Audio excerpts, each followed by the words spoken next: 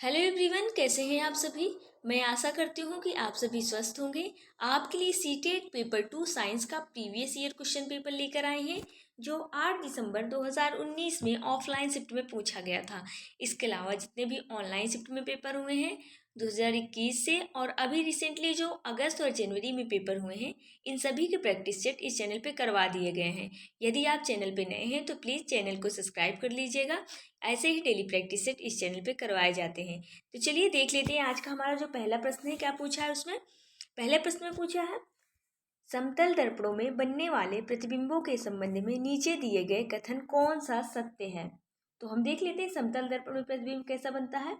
मान लो ये समतल दर्पण है, तो समतल दर्पण में कोई वस्तु अगर रखी है तो वस्तु का प्रतिबिंब दर्पण के सदैव पीछे बनता है और जितनी बड़ी वस्तु रहेगी उतने बड़े ही प्रतिबिंब बनेगा। जी, यानी जितनी बड़ी वस्तु रहेगी, जितना बड़ा ऑब्जेक्ट रहेगा हमारा, उतनी बड़ा ही उसके पीछे दर्पण के पीछे प्रतिबिंब भी उतना बड़ा ही बनेगा। इसमें दिया है प्रतिबिंब का साइज बिंब के साइज के बराबर है, तो डी ऑप्शन में हमारा सही है। और जो ये वास्तविक प्रतिबिंब इसमें नहीं बनता है, बल्कि इसमें जो प्रतिबिंब बनता है वो आभासी बनता है, यानी वास्तविक प्रतिबिंब इसमें नहीं बनता। यानी ये मिरर के पीछे बनता है तो उसको आभासी प्रतिबिंब कहेंगे, और मिरर के आगे जो प्रतिबिंब बनता है उसको वास्तविक प्रतिबिंब कहेंगे। तो इसमें आभासी प्रतिबिंब बनता है। और इसमें जो प्रतिबिंब बनता है समतल दर्पण में वो पार्श्व परिवर्तित होता है, यानी बायां का दायां, दायां का बायां। यानी हमारा जो राइट हैंड है उसमें लेफ्ट हैंड दिखाई देगा और जो लेफ्ट हैंड है उसमें राइट हैंड दिखाई देगा। तो इसमें पार्श्व परिवर्तन भी होता है, तो ऑप्शन नंबर सी भी सही है। और ये इसमें वास्तविक प्रतिबिंब नहीं होता बल्कि आभासी प्रतिबिंब होता है, तो बी ऑप्शन हमारा कट जाएगा। और प्रतिबिंब हमेशा ऑब्जेक्ट जो सीधा बनता है, जहाँ पे वस्तु रखी गई है उसके बिल्कुल ठीक सीधा बनता है, तो प्रतिबिंब इसमें सीधा भी बनता है। तो option number A C D हमारा सही है और बी ऑप्शन हमारा गलत है, क्योंकि इसमें वास्तविक दे दिया है, तो वास्तविक प्रतिबिंब इसमें नहीं बनता है। वास्तविक प्रतिबिंब जो बनता है वो अवतल दर्पण में बनता है, ना कि इसमें। तो ए सी डी ऑप्शन नंबर हमारा, ए सी डी किस में दिया है, ऑप्शन नंबर फोर्थ में दिया है। तो ए सी डी हमारा ऑप्शन नंबर फोर्थ इसका राइट आंसर हो जाएगा। चलिए नेक्स्ट क्वेश्चन देख लेते हैं। इसमें पूछा है, निम्नलिखित में से क्या विज्ञान की प्रकृति के संदर्भ में सही नहीं है। तो फर्स्ट ऑप्शन है विज्ञान संदेहवाहक को बढ़ावा देता है, और सेकंड ऑप्शन है विज्ञान तथ्यों के समुच्चय के समतुल्य है। थर्ड ऑप्शन है विज्ञान सीखने का अंतःविषयक क्षेत्र है।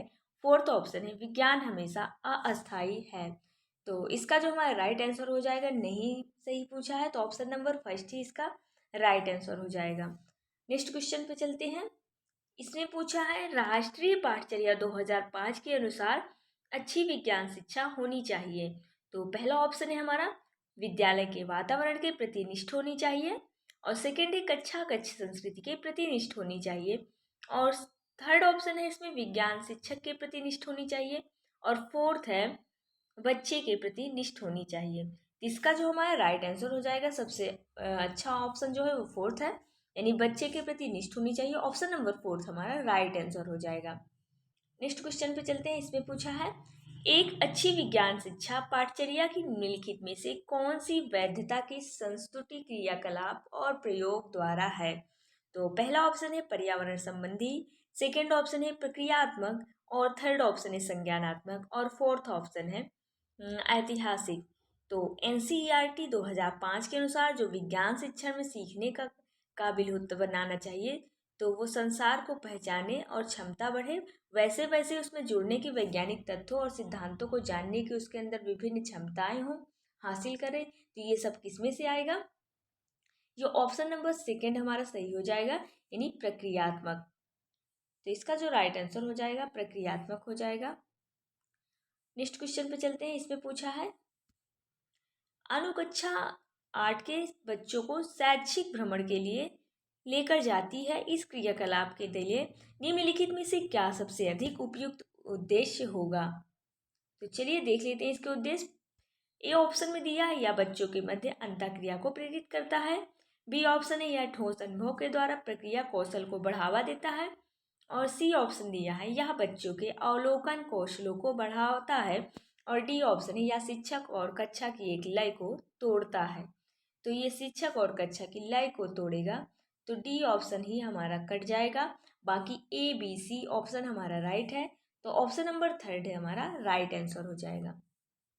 नेक्स्ट क्वेश्चन पे चलते हैं। इसमें पूछा है निम्नलिखित में से क्या उच्च प्राथमिक स्तर पर विज्ञान शिक्षा का उद्देश्य नहीं है होना चाहिए। तो नहीं होना चाहिए वो पूछा है, तो देख लेते हैं। पहला ऑप्शन में दिया है वैज्ञानिक स्वभाव का विकास करना। सेकेंड ऑप्शन है अवधारणाओं की पाठ्यपुस्तकीय परिभाषाओं पर बल देना। और थर्ड ऑप्शन है बच्चों की प्राकृतिक जिज्ञासा का पोषण करना। और फोर्थ है जीवन के प्रति झुकाव और सहभागिता के मूल्यों का विकास करना। तो फोर्थ हमारा सही हो जाएगा और थर्ड भी हमारा सही हो जाएगा, फर्स्ट भी सही हो जाएगा। तो जो सही नहीं है यानी सिर्फ पाठ्यपुस्तकीय परिभाषाओं पर ही बल नहीं देना चाहिए।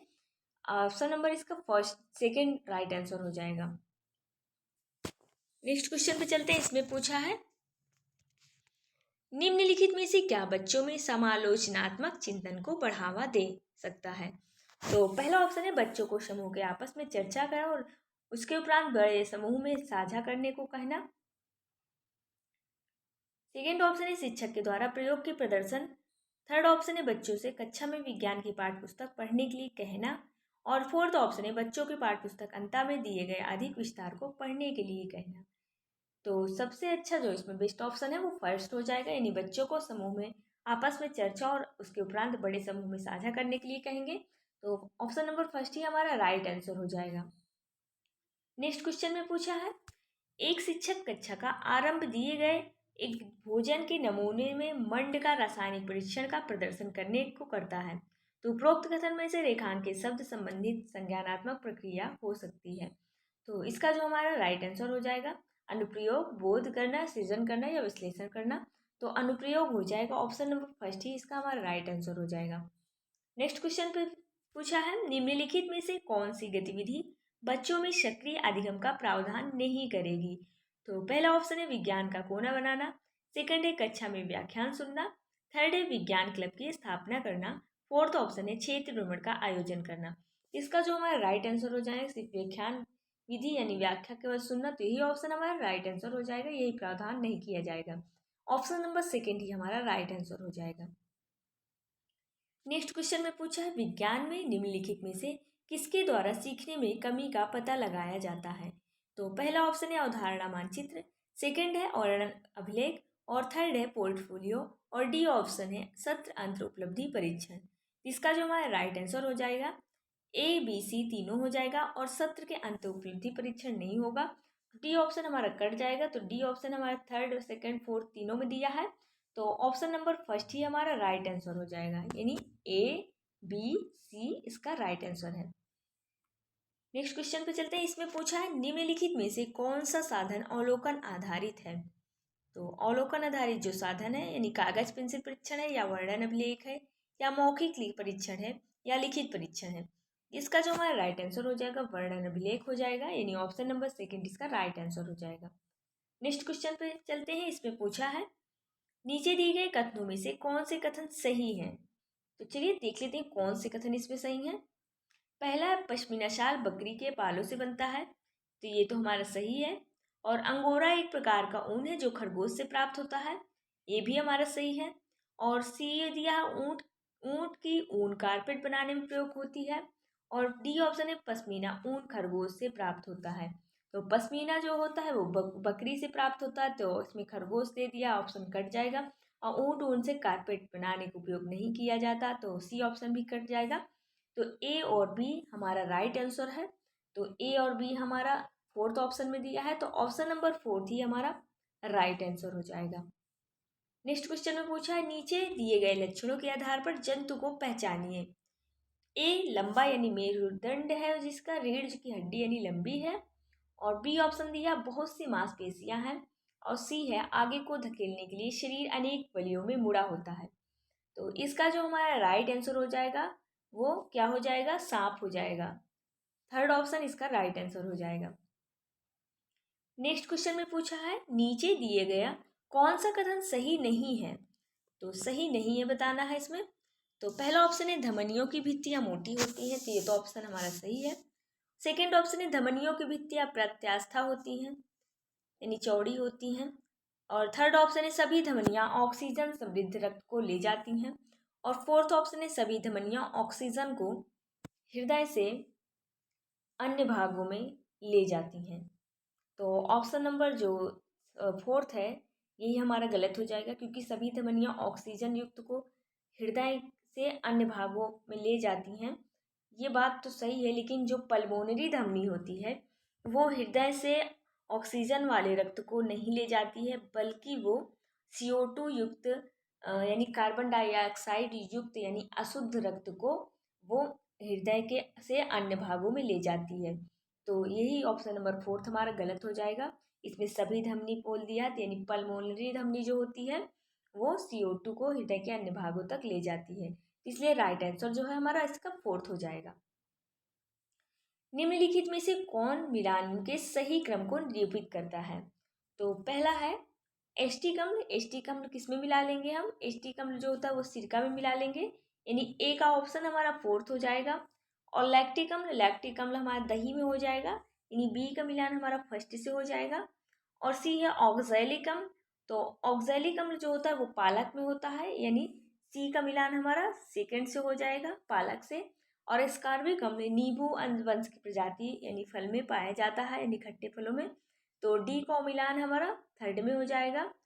तो option fourth first second third, fourth first second third हमारा पहले ही ऑप्शन में दे दिया है, इसलिए राइट आंसर जो है हमारा पहला ही हो जाएगा।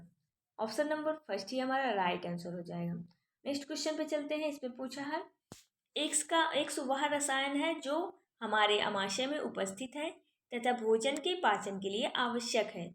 जब एक्स अधिक में स्रावित होता है तो यह अपाचन जैसी स्वास्थ्य समस्याओं उत्पन्न करता है। तो वाई वह रसायन है जिसका उपयोग ऐसी ही परिस्थिति में उपचार के लिए किया जाता है। जो तो एक्स और वाई क्या है उसे हमें बताना है। तो एक्स जो है अपचक बनाता है, तो यानी हाइड्रोक्लोरिक एसिड हो जाएगा।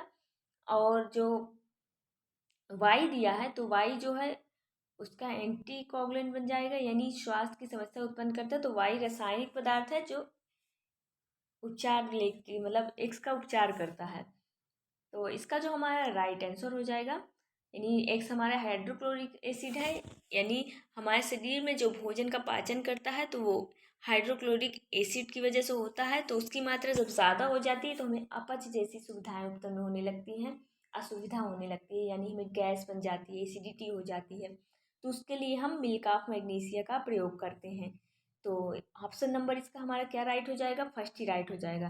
फर्स्ट में दिया है एक्स में यानी हाइड्रोक्लोरिक एसिड, और वाई में मिल्क ऑफ मैग्नीशिया का प्रयोग करते हैं। जैसे हम इनो वगैरह का यूज करते हैं जब कोई एसिडिटी वगैरह प्रॉब्लम आ जाती है, तो ऐसी वो इनो क्या होता है? मिल्क ऑफ मैग्नीशिया का काम करता है। तो ऑप्शन नंबर फर्स्ट ही हमारा राइट आंसर हो जाएगा।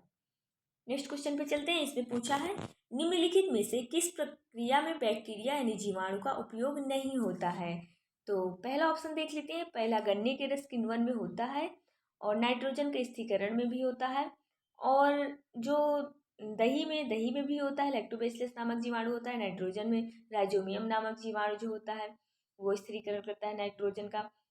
और इसमें डबल रोटी पकने में बोल दिया है तो ये ईस्ट द्वारा होता है। तो ऑप्शन नंबर फोर्थ ही हमारा राइट आंसर हो जाएगा, यानी बाकी फर्स्ट सेकंड थर्ड हमारे नहीं होंगे। ये बैक्टीरिया द्वारा नहीं होते हैं, बैक्टीरिया द्वारा होते हैं। और इसमें उपयोग नहीं पूछा है, तो जो डबल रोटी का उपयोग बनाने में किया जाता है वो ईस्ट का प्रयोग किया जाता है, ना कि जीवाणु यानी बैक्टीरिया का। तो ऑप्शन नंबर फोर्थ ही हमारा राइट आंसर हो जाएगा। नेक्स्ट क्वेश्चन में पूछा है निम्नलिखित में से कौन सा अन्य से भिन्न है? पहला ऑप्शन है अपर्दन, सेकेंड ऑप्शन है संरक्षण, थर्ड है वनोन्मूलन और मरुस्थलीकरण। इसका जो हमारा राइट आंसर हो जाएगा वो सेकेंड हो जाएगा। ऑप्शन नंबर सेकेंड हमारा राइट आंसर हो जाएगा। नेक्स्ट क्वेश्चन पे चलते हैं। नेक्स्ट क्वेश्चन में पूछा है निम्नलिखित में से कौन सा कथन सही नहीं है? तो नहीं है पूछा है, इसमें भी कौन सा कथन सही नहीं है, तो चलिए देख लेते हैं। पहला ऑप्शन है श्वसन एक रासायनिक प्रक्रिया है, ये तो ऑप्शन हमारा सही हो जाएगा, इसमें नहीं पूछा है। थर्ड है पाचन एक रासायनिक प्रक्रिया है, ये भी हमारा सही है। प्रकाश संश्लेषण भी रासायनिक प्रक्रिया है। और क्रिस्टलीकरण जो होती है वो एक रासायनिक परिवर्तन नहीं है। तो ऑप्शन नंबर सेकेंड ही हमारा राइट आंसर हो जाएगा, यानी जो प्रकृति या कृत्रिम विधि से जो ठोस क्रिस्टल बनते हैं उस क्रिया में क्रिस्टलीकरण कहते हैं, यानी क्रिस्टलाइजेशन कहते हैं उस क्रिया को। और क्रिस्टल के लिए विलय या गलित जो मेल्ट का प्रयोग किया जाता है वो कभी कभी बहुत कम या सीधे गैस से ही क्रिस्टल जम हो जाते हैं। तो क्रिस्टल एक रासायनिक ठोस द्रव विलगीकरण तकनीकी है, ना कि रासायनिक प्रक्रिया है। इसलिए ऑप्शन नंबर जो हमारा सेकंड है वो हमारा राइट आंसर हो जाएगा। नेक्स्ट क्वेश्चन में पूछा है कणों के साइज या आकार के अनुसार कौन सा आरोही क्रम में निरूपित है। तो चलिए देख लेते हैं कौन सा आरोही क्रम में निरूपित है। तो पहले गाद, मृतिका, बालू, बिजली, चट्टान। तो सबसे पहले मृतिका आ जाएगा, सबसे छोटे छोटे कण होते हैं। फिर उससे बड़े कर गाद यानी रेत की बालू के होते हैं। फिर उससे बड़े कर बजरी के होते हैं। और फिर चट्टान में सबसे बड़े बड़े कण होते हैं। तो आरोही क्रम में बताना था, तो ऑप्शन नंबर फोर्थ हमारा राइट आंसर हो जाएगा। नेक्स्ट क्वेश्चन में पूछा है मछली यानी मत्स्य में क्लोम या गिल का कार्य क्या होता है। तो ऑप्शन नंबर फर्स्ट दिया है जल में उपस्थित विलेय घुलनशील ऑक्सीजन को अवशोषित करना। सेकेंड ऑप्शन है अपशिष्ट को उत्सर्जित करना और वायु को ऑक्सीजन ग्रहण करना, वायु से ऑक्सीजन ग्रहण करना और जल से उपस्थित पोषकों को अवशोषण करना। तो ऑप्शन नंबर फर्स्ट ही हमारा आंसर सही हो जाएगा, यानी जल में उपस्थित विलेय घुलनशील ऑक्सीजन को अवशोषित करना। तो ऑप्शन नंबर फर्स्ट ही हमारा राइट आंसर हो जाएगा। नेक्स्ट क्वेश्चन पे चलते हैं। इसमें पूछा है यदि संयोजक तार नहीं है तो विद्युत परिपथ को पूरा करने के लिए निम्नलिखित में से किसका उपयोग किया जा सकता है। तो पहला ऑप्शन है लो लकड़ी का छड़, तो ये विद्युत का कुचालक है, तो इसको नहीं करेंगे।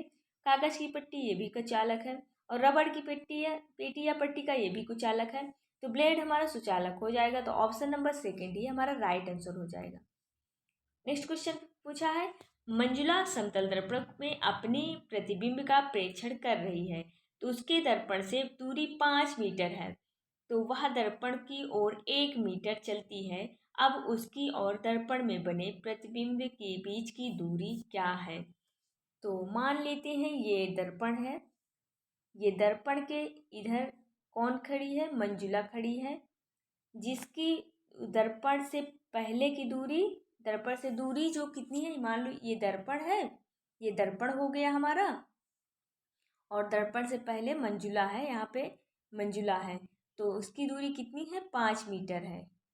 और फिर उसके बाद वो 1 मीटर आगे चलती है, यानी दर्पण की 1 मीटर चलती है। तो अब उसकी दर्पण से बने प्रतिबिंब के बीच की दूरी पूछा है, तो वो 5 मीटर से अब आगे 1 मीटर चली, यानी दर्पण के पास और करीब आ गई, तो यानी 4 मीटर पे हो गई वो अब।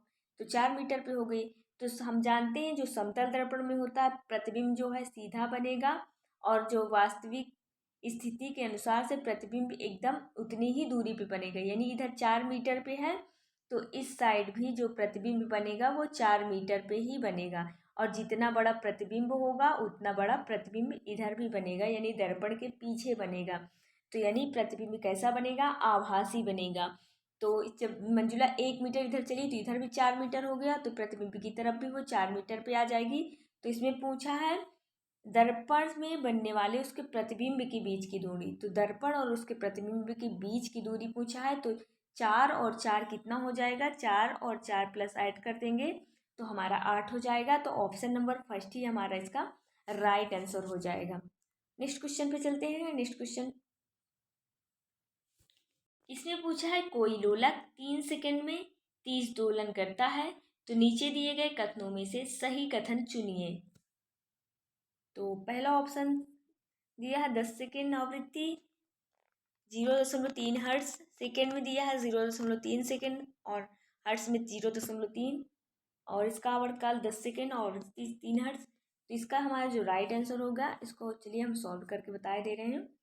यानी इसमें सबसे पहले हम आवृत्ति निकालेंगे, तो आवृत्ति में आवृत्ति एक बटा आवर्तकाल निकालेंगे, तो 1 बटा आवर्तकाल हो जाएगा फॉर्मूला। तो 1 बटा आवर्तकाल में फॉर्मूले में जब रखेंगे तो 3/30 आ जाएगा हमारा। तो इसको जब हम भाग देंगे तो 0.1 आएगा। तो ये हमारा क्या आ गया, आवर्तकाल आ गया, यानी 0.1 हमारा आवर्तकाल आ गया।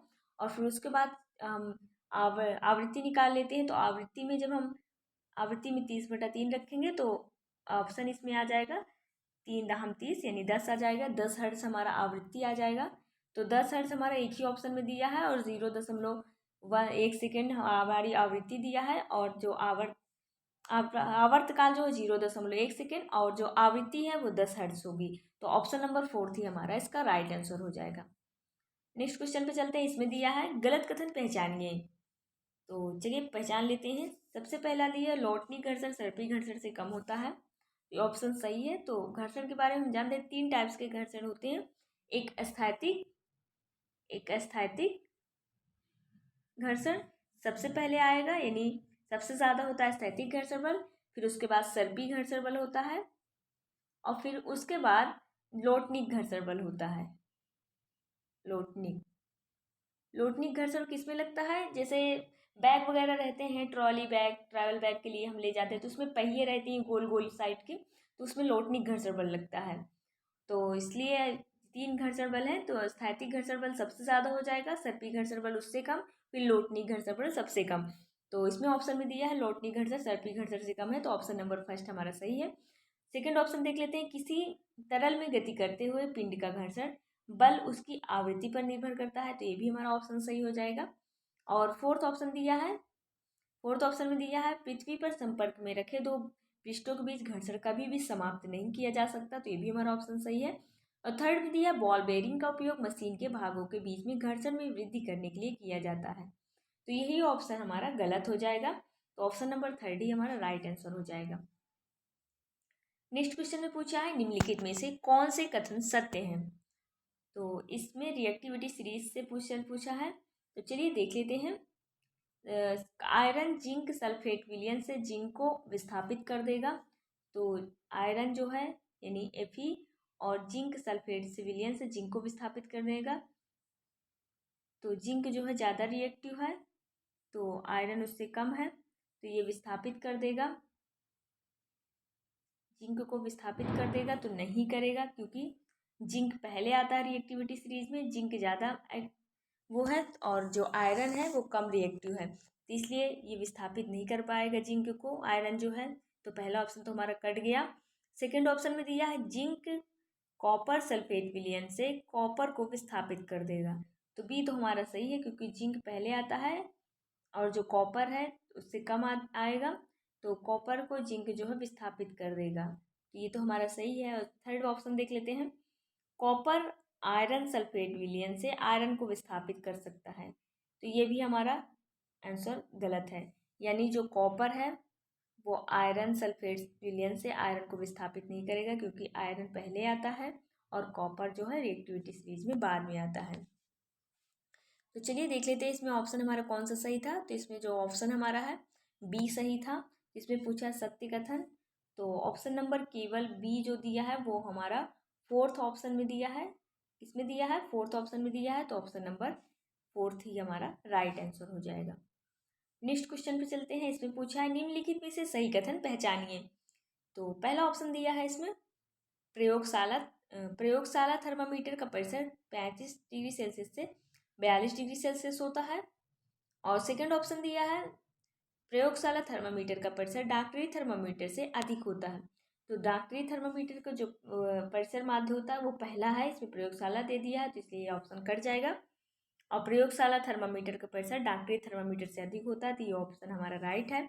आगे भी पढ़ लेते हैं। डॉक्टरी थर्मामीटर का उपयोग उबलने द्रव के ताप मापने के लिए किया जाता है, तो ये ऑप्शन हमारा कट जाएगा। और फोर्थ है कमरे का तापमान मापने के थर्मामीटर का परिसर 30 डिग्री से 100 डिग्री सेल्सियस होना चाहिए, तो ये भी ऑप्शन कट जाएगा। इसका जो राइट आंसर हो जाएगा ऑप्शन नंबर सेकेंड हो जाएगा। नेक्स्ट क्वेश्चन पे चलते हैं। इसमें पूछा है गलत कथन पहचानिए। पहला ऑप्शन दिया बायोगैस का कैलोरिक मान एलपीजी के कैलोरिक मान से अधिक होता है, तो यही ऑप्शन हमारा पहले ही गलत हो गया। जो एलपीजी का कैलोरिक मान होता है हाईएस्ट होता है और सीएनजी का कैलोरिक मान डीजल से अधिक होता है, तो ये ऑप्शन सही है। और कैरोसिन का कैलोरिक मान कोयले से अधिक होता है, तो ये भी हमारा सही है। और पहला ही ऑप्शन जो है इसमें गलत दे दिया है, यानी बायोगैस का जो कैलोरिक मान होता है एलपीजी से कम होता है, ना कि एलपीजी से अधिक। इसमें अधिक दे दिया है तो ऑप्शन नंबर फर्स्ट ही हमारा राइट हो जाएगा, इसमें गलत पूछा था। नीचे भी दिया कोयले का कैलोरिक मान लकड़ी से अधिक होता, तो ये भी ऑप्शन हमारा सही था। नेक्स्ट क्वेश्चन पूछा है कोई बस यात्री यात्रा को पहले 12 मिनट 50 किलोमीटर प्रति घंटा की चाल से और अगले 18 मिनट 40 किलोमीटर प्रति घंटा की चाल से चलती है, तो इसके समय अवधि के बस कुल कितनी दूरी तय करती है। इसका जो हमारा राइट आंसर हो जाएगा जब सॉल्व करेंगे तो ऑप्शन नंबर फोर्थ, इसका 22 किलोमीटर राइट आंसर आ जाएगा। नेक्स्ट क्वेश्चन पे चलते हैं। निम्नलिखित में से गलत कथन पहचानिए। तो गलत कथन इसमें कौन सा है? सितार का कर सितार की गति दोलन गति है, ये सही है। सेकेंड ऑप्शन है सभी आवर्ती गतियां वर्तुल यानी वृत्ताकार गतियां होती है, ये भी सही है। और थर्ड ऑप्शन है पृथ्वी की अपने अक्ष पर गति आवर्ती गति है। और फोर्थ है प्रकाश सरल रेखा में गति करता है। तो प्रकाश जो है सरल रेखा में करता है और आवर्ती गतियां वर्तुल गतियां होती है सभी। और सितार करसी जुतार है दोलन गति, सभी ऑप्शन सही हैं। तो इसमें जो है गलत कथन पूछा तो गलत कथन हमारा थर्ड हो जाएगा। जो पृथ्वी होती है वो जो पृथ्वी अपने अक्ष पर गति का घूर्णन गति करती है, ना कि आवृत्ति गति करती है। इसमें आवृत्ति गति बोल दिया है तो इसीलिए ऑप्शन गलत हो जाएगा। यानी पृथ्वी जो है अपने अक्ष पर घूर्णन गति करती है, ना कि आवृत्ति गति। तो ऑप्शन नंबर थर्ड ही हमारा राइट आंसर हो जाएगा। ऐसे ही डेली प्रैक्टिस सेट इस चैनल पे करवाए जाते हैं। यदि आप चैनल पे नए हैं तो प्लीज़ चैनल को सब्सक्राइब कर लीजिएगा। यदि वीडियो अच्छी लगी हो तो वीडियो को लाइक शेयर करना ना भूलिएगा। धन्यवाद।